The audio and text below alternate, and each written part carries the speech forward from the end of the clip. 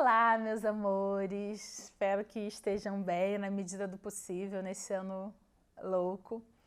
Esse é um vídeo que muita gente me pediu, que é um vídeo de sugestões de leitura, tá? Então eu reuni 10 livros para você desenvolver um olhar crítico em relação ao transgenerismo, né?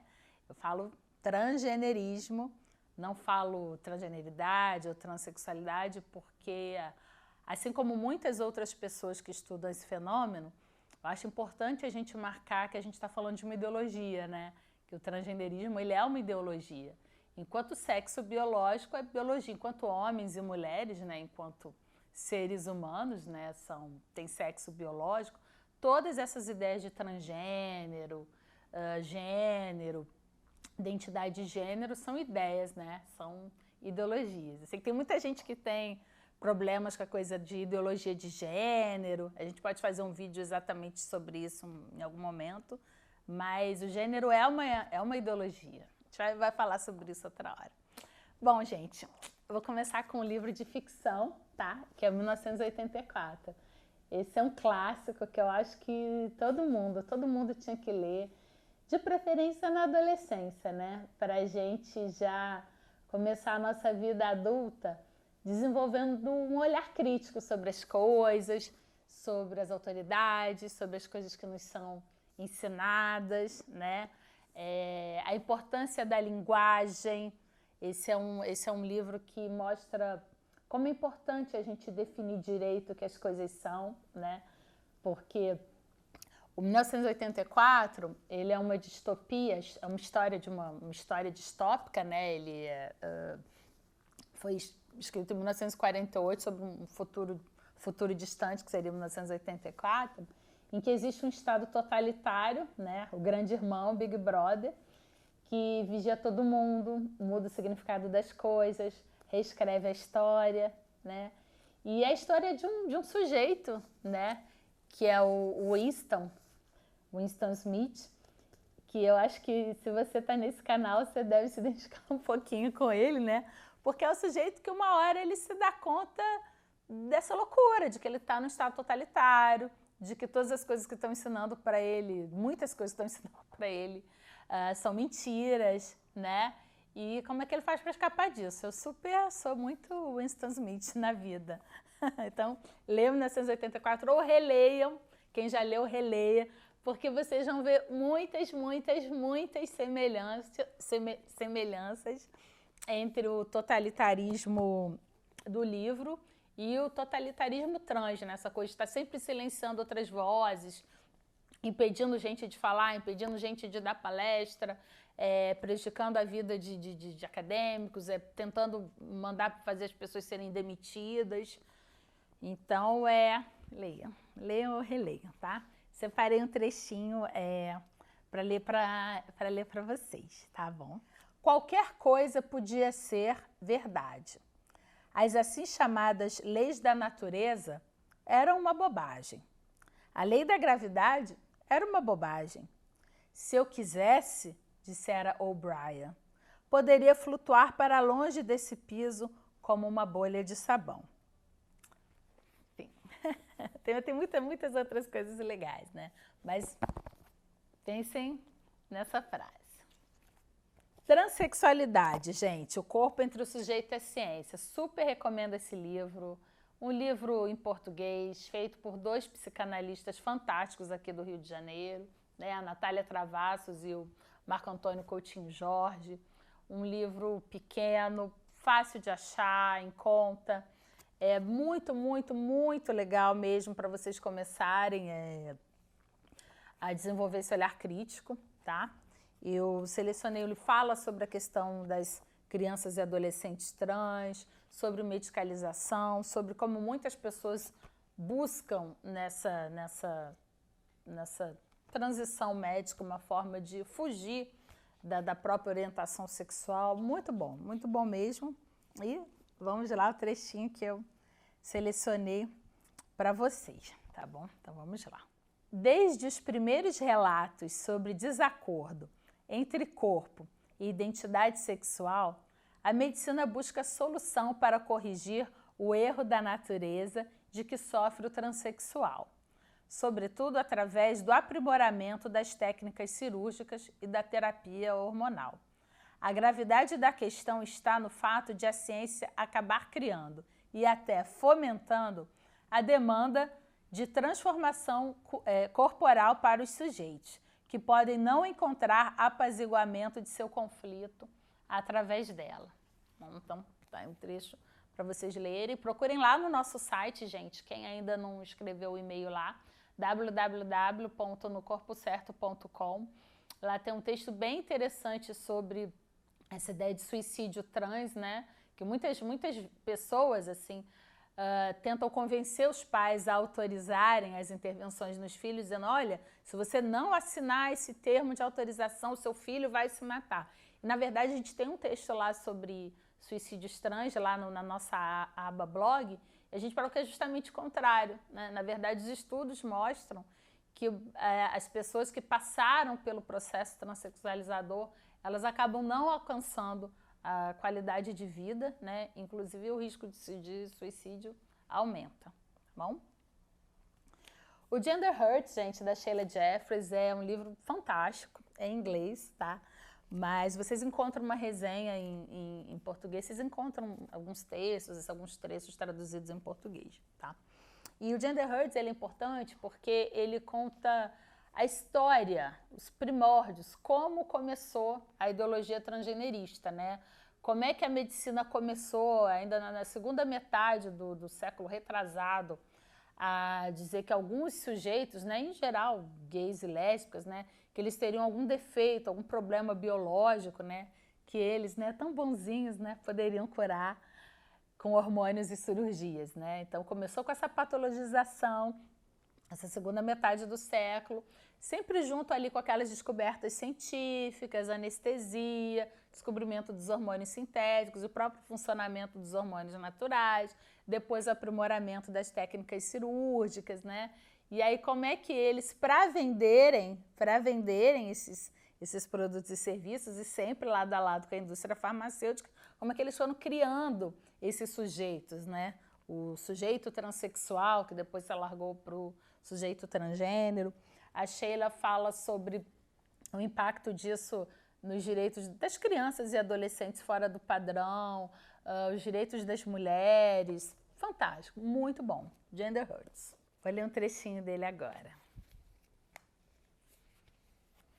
O tratamento do transgenderismo é iatrogênico, pois se propõe a curar um sofrimento psicológico severo, mas na verdade cria mais problemas e negligencia questões que estão sob a superfície em favor de uma charlatanice.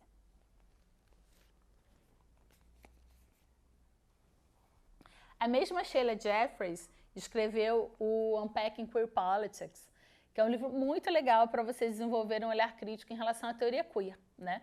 Porque o transgenderismo, ele não teria ocupado tanto espaço tão rápido se não fosse essa legitimação de certos acadêmicos, né? Então, boa parte da academia foi cooptada, né? Seja pelo medo, ou por recursos financeiros, ou vantagens políticas, mas uma boa parte da academia foi cooptada e acabou para adotar acriticamente a teoria queer, tá?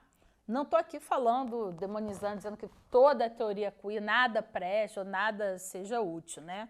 Mas que, como qualquer teoria, como qualquer ramo de estudo acadêmico, é algo que a gente deva olhar de uma maneira crítica, assim, né? A gente pensar sobre aquilo que a gente está lendo. Então, eu vejo, tem muitos professores, né, estudiosos de gênero, ou até estudiosas também de estudos das mulheres e feministas, que ficam puxando, não, mas tem que ter Butler, tem que ter Preciado, não, se é sobre gênero, tem que ter isso, tem que ter Butler, Preciado, tem que ter... Não, por quê? Por quê, gente? Por que as pessoas têm que adotar a teoria queer? Por que as pessoas têm que adotar teóricos queers? Assim, né? É importante a gente pensar nisso também, sobre liberdade acadêmica. Então, o Unpacking Queer Politics é interessante para a gente ver, conhecer mais sobre teoria queer, sobre um viés diferente, que não é falado nas universidades brasileiras. É importante a gente ver como é que as políticas queers foram atravessando esses últimos anos e como é que elas se misturam com outras políticas, as políticas pró-prostituição, políticas pornográficas, políticas pedófilas, né? Porque essa ideia de queer, gente, é uma palavra que pode ter mil significados, mas um dos significados é essa coisa assim da transgressão. Ah, vamos transgredir. E isso de transgressão, a gente tem que pensar onde é que isso vai acabar, né? Porque às vezes você está falando, ah, não, vamos transgredir porque as pessoas podem se vestir como querem. Ok, mas essa coisa da transgressão, ela pode chegar a um nível que você não imagina, né? Como, por exemplo, a transgressão, em muitas aspas, maior, que é o corpo da criança, tá? Então, existem muitas ligações entre teoria queer e políticas pedófilas, ou pelo menos há um certo olhar assim, um tanto quanto maldoso em relação a crianças. Então, fiquem atentos a isso, tá? Eu vou escrever mais sobre isso no futuro lá no nosso site. Muito importante as pessoas terem noção do que está sendo feito com crianças. Tem gente que acha que tudo é fake news, né? Ah, não, isso é fake news, como assim? Ninguém está atrás de criança, é fake news, isso é coisa de gente fanática, coisa de gente fundamentalista. Não é, gente, não é, tá bom? Eu vou escrever sobre isso no futuro. A quem interessa a queerização da infância? Vou ler um trechinho dele para vocês agora. A transgressão tem uma longa história entre homens de classe alta. A transgressão é um deleite dos poderosos, que podem imaginar a si mesmos como deliciosamente desobedientes. Bom, gente, o Extra Sexo está aqui um livro em português, tá? É da Catherine Millot, que é uma psicanalista francesa, muito bom, muito bom. Eu tenho notado, você vê, que a Natália e o Marco Antônio são psicanalistas, a Catherine também, Falência do Lacan também, né? Eu vejo assim, tem vários psicanalistas, né, que têm um olhar crítico, ou pelo menos cuidadoso, em relação ao transgenderismo, né? Eu acho isso muito interessante, né? Eu falo que, com todo respeito, claro, máximo aos psicólogos e psicólogas, que quando eles também são psicanalistas, eu acho que eles têm alguns instrumentos assim muito bons, muito interessantes, assim, diria até fantásticos, né, para analisar essa questão trans, né? Veja isso, muitos psicanalistas eles chegam lá e pá, e mandam a real, né?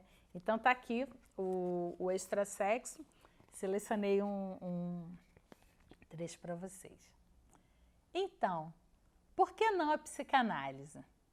Uma jovem transexual veio ver-me um dia, acreditando erroneamente que eu lhe daria o endereço de um cirurgião capaz de praticar as operações de mudança de sexo.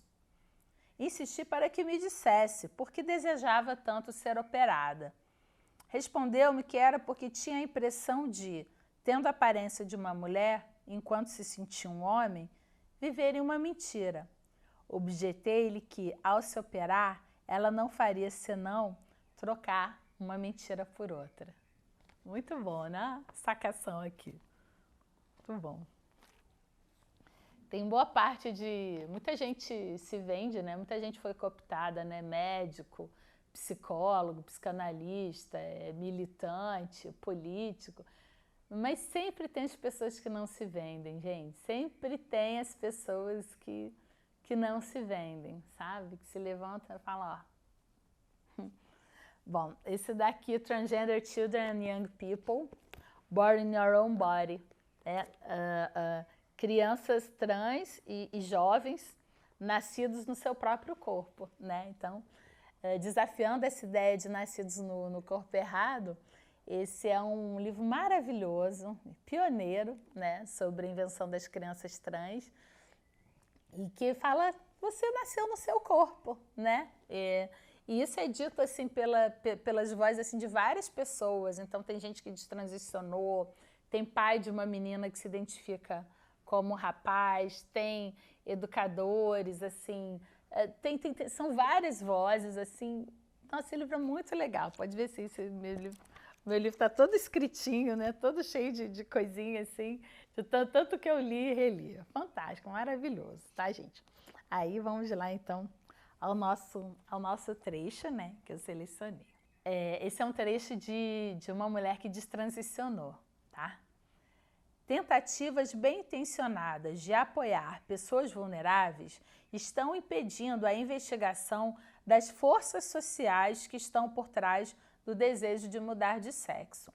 Silenciar os que são céticos em relação à ideologia transgênero não ajuda em nada os que se identificam como transgênero, sejam eles adultos ou crianças. Então, gente, pode ver que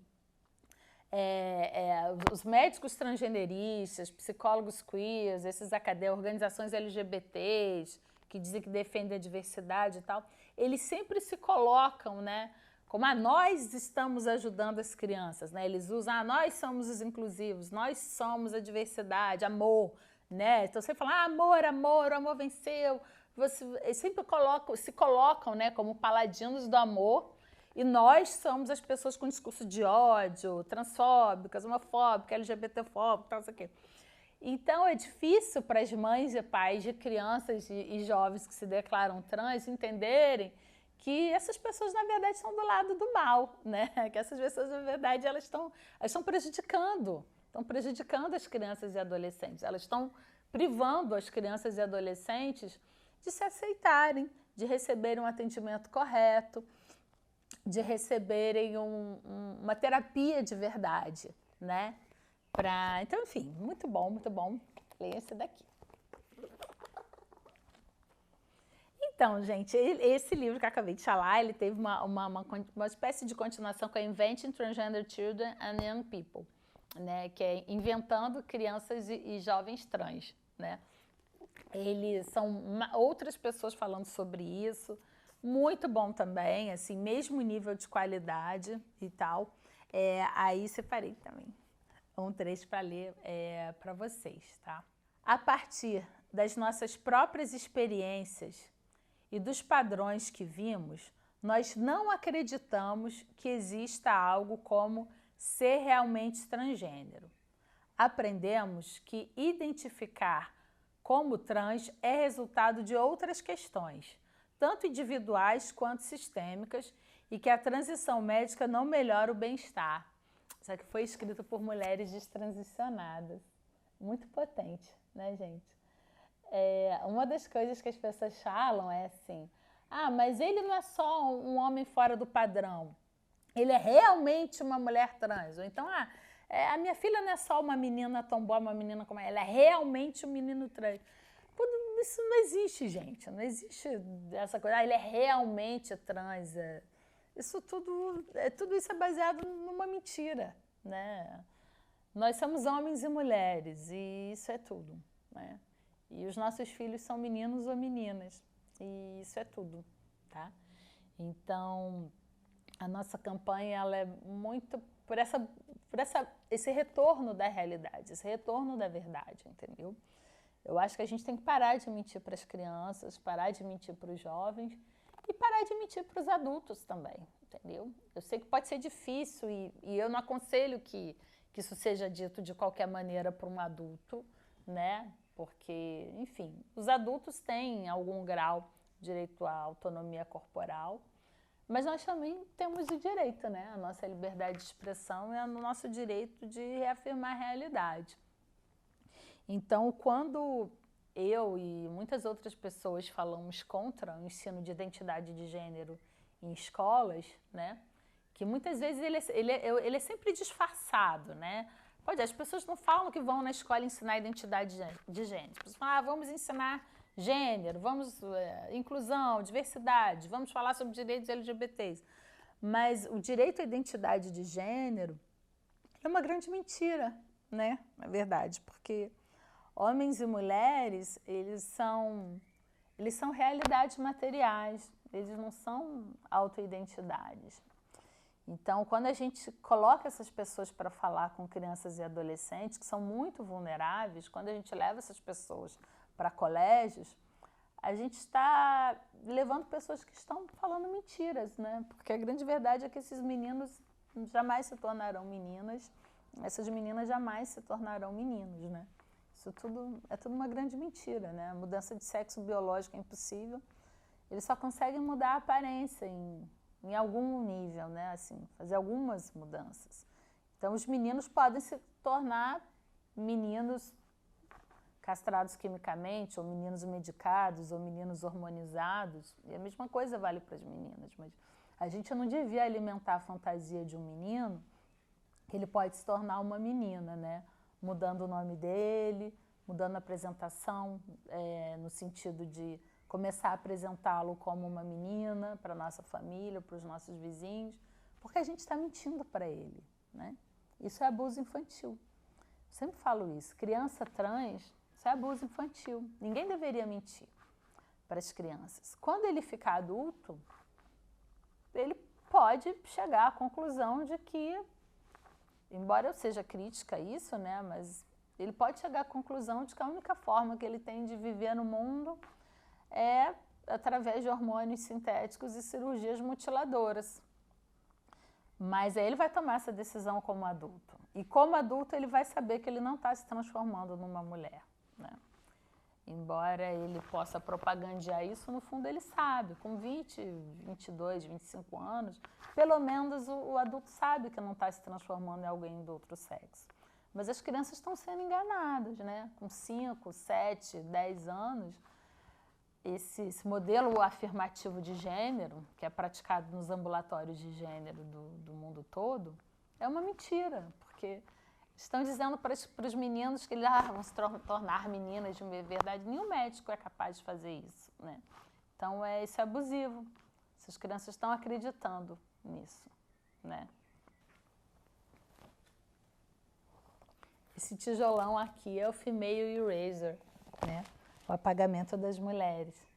Ele é um livro fantástico, é uma compilação de textos de pessoas do mundo todo mostrando o resultado das políticas de identidade de gênero para os direitos de meninas e mulheres. Se você já ouviu falar pelo menos a questão dos esportes, né?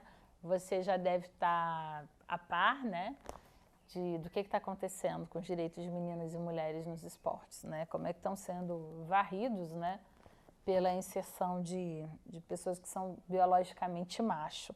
Então, esse livro é bem bacana. Ele fala também sobre como isso impacta outros direitos, os direitos das crianças, o direito da população como um todo, homens e mulheres, a liberdade de expressão, a falar sobre a realidade. Então, um livro muito legal. Eu separei também um trecho sobre as crianças, tá? Desassociar crianças para fora de seus processos naturais e instigar uma falsa ideia sobre como elas foram geradas dá às forças do mercado adulto passe livre para controlá-las e explorá-las. Isso é biofobia em seu máximo e com uma tecno-utopia sendo formalizada através da educação e da lei. Então, deixar aí registrado, né, gente, o meu repúdio aquelas pessoas que, seja por terem as melhores de intenções, seja por não terem estudado direito fenômeno, mas que estão inscrevendo nas leis as políticas de identidade de gênero e colocaram em leis e diretrizes médicas, né, essas práticas que machucam os corpos das crianças e jovens. Bom, gente, Bisabia Bisabel é um livro fabuloso, né? É um livro infanto-juvenil e acho que talvez os mais velhos vão lembrar desse livro, né? Foi um livro muito querido, assim, em colégios anos atrás.